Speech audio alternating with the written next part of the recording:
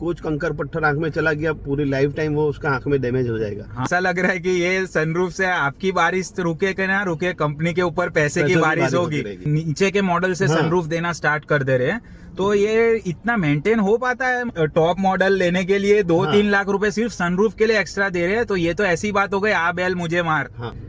विशाल भाई, कल मेरा एक डॉक्टर फ्रेंड है जो कॉर्निया स्पेशलिस्ट है, उसके साथ बात हो रही थी गाड़ियों के रिलेटेड में। आजकल ये सनरूफ का इतना ज्यादा क्रेज हो गया है, आजकल तो उनके पास ऐसे बच्चे भी आने लग गए हैं जिनको इसकी वजह से आईज में इंजरी भी हो रही है।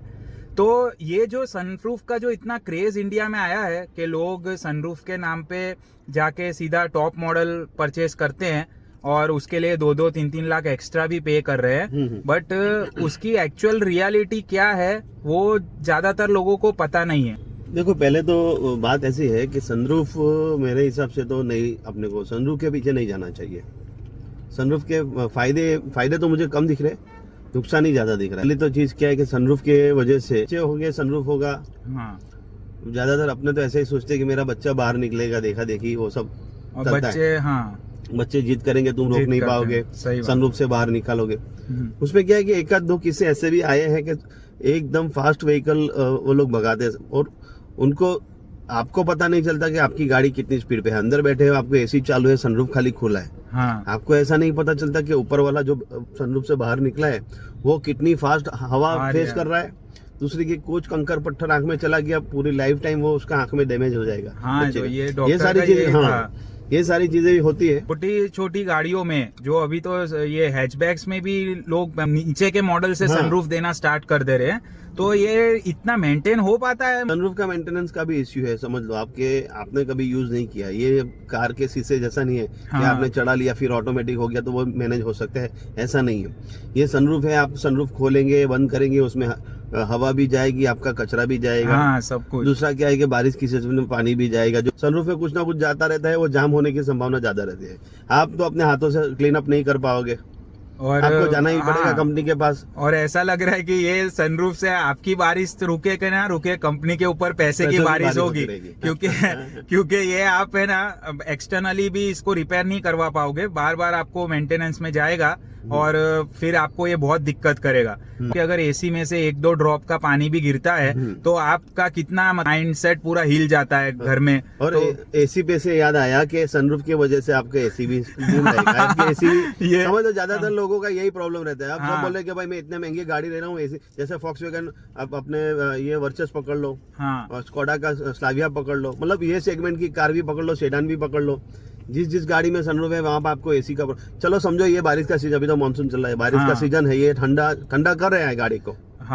गर्मी का भी समझ लो, आप सबको पता है कि गर्मी का कितना ज्यादा प्रभाव अभी अपने में पड़ा है। और ग्लास है तो वो गुड कंडक्टर ऑफ इलेक्ट्रिसिटी, तो वो पूरा ट्रांसमिट करेगा। और अभी इसी वजह से जो ये इलेक्ट्रिक कार्स है उसके अंदर ये खास करके जो एमजी की विंसर गाड़ी है उसमें तो इतने सारी कंप्लेन्स है कि भाई एसी ठंडा ही नहीं कर पाता है। तो उसका रीजन ये है कि गाड़ी इतना बड़ा है, हर जगह इतना सारा ग्लास लगा हुआ है और ऊपर भी पैनोरामिक सनरूफ लेके आप बैठे हो, तो भाई एसी की भी एक लिमिटेशन है ना। ये एसी अपने घर जैसा थोड़ी है कि 2 टन का एसी गाड़ी में लगा दिया तो एकदम चिल कर देगा। तो आई थिंक ये बहुत बड़ा प्रॉब्लम है। समझो 1 टन का एसी भी नहीं आता है अंदर, क्योंकि 1 टन का एसी डाल देंगे तो आपकी गाड़ी जाएगा, एवरेज कहाँ जाएगी, और आपको पोसाएगा भी नहीं।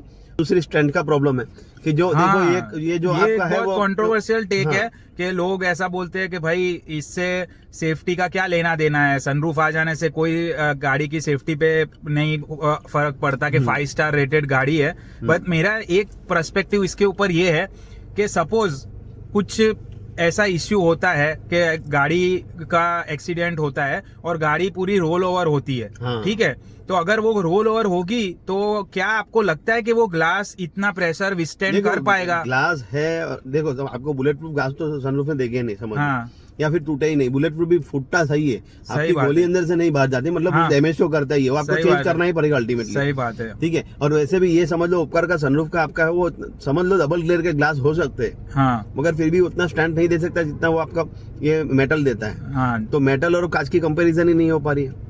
100% के पीछे भी आपका 100% आपका वो कॉम्प्रोमाइज कर रहे हैं आप। तो इस हिसाब से मेरे हिसाब से सनरूफ के फायदे नहीं है, इसकी मतलब नुकसान ही नुकसान है। टॉप मॉडल लेने के लिए 2-3 लाख रुपए सिर्फ सनरूफ के लिए एक्स्ट्रा दे रहे हैं, तो ये तो ऐसी बात हो गई आ बैल मुझे मार। अगर समझो आप इस हिसाब से ले रहे हो कि आपके घर में छोटा बच्चा है वो एंजॉय करेगा, तो आप सिर्फ एक बार कोई किसी और की सनरूफ वाली गाड़ी में जाके ट्राई करना कि वो बच्चे लोग कितने क्रेजी हो जाते हैं। को नहीं समझ में आता कि भाई गाड़ी रोड पे क्या हो रहा है क्या नहीं हो रहा है, वो तो खोल के बस पापा मुझे बाहर निकालो, और वो चक्कर में आपका कभी बहुत बड़ा हादसा हो सकता है। बच्चों को ये भी नहीं पता है कि ये डेंजरस है या नहीं है, उनको क्या पता, वो तो नादान है, उनको मजा है, उनको खाली तो उसकी सीरियसनेस का अवेयरनेस ही नहीं है उनको। तो इन शॉर्ट ये सब चीजों से बचे और सेफ रहे, सेफ ड्राइविंग करे और अपनी फैमिली को सेफ रखे।